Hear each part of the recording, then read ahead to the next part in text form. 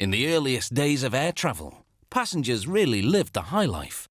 There were multi-course meals that were actually prepared during the flight.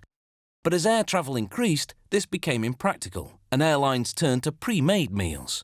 Because when you're feeding a lot of people in a small space, it's best not to leave dinner up in the air.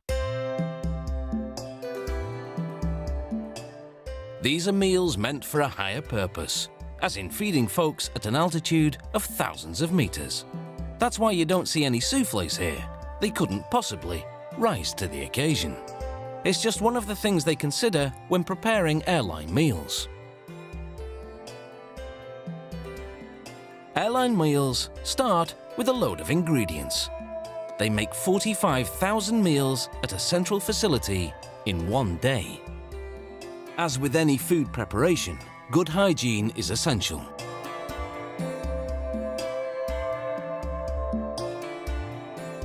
They cook on grills that are 1.5 meters long.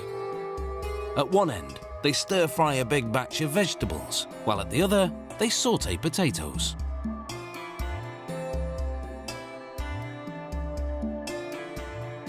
They spice it up. Airline food isn't really all that bland, but the atmosphere on the plane may affect our perception of it. It's believed that low humidity and the pressurized environment cause our taste buds to work less efficiently, something to take into account when you're traveling. The recipes also vary according to the route.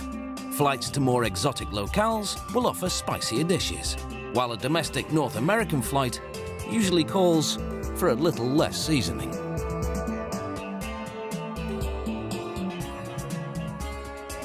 They fire up different grills for the meat. They're making meals for the crew as well as the passengers. On many airlines, a pilot must eat a different meal than his counterpart to minimize the risk of food-related illnesses compromising the flight.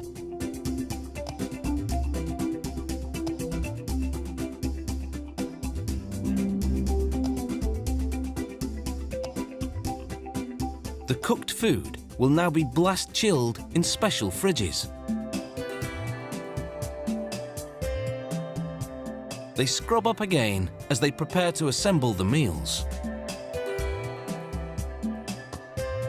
They start with the food that's to be reheated on the plane. It goes into foil containers. Smaller containers inside help to control the portion sizes. They're careful not to overfill them, to avoid spillage.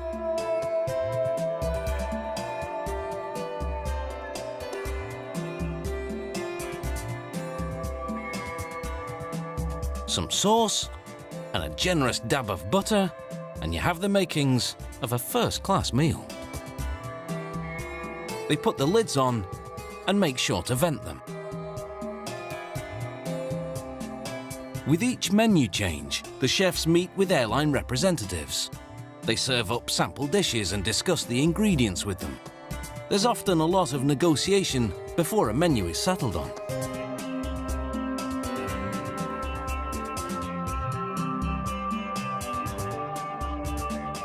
Every detail is planned right down to the plates and bowls, and how they're going to be arranged on the serving tray. It takes a bit of arranging to make everything fit.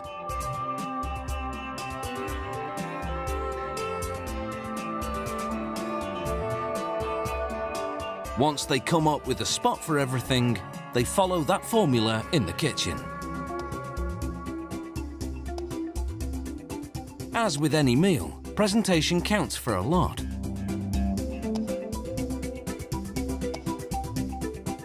Of course, meals for passengers in the economy section are more simple, and the planning less detailed.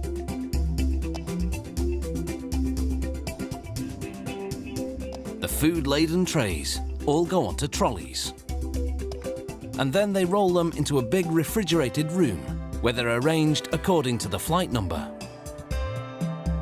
They won't be here for long because every meal is made to be served that day. And all the groundwork is sure to pay off once the passengers are in flight, because this is food of high quality.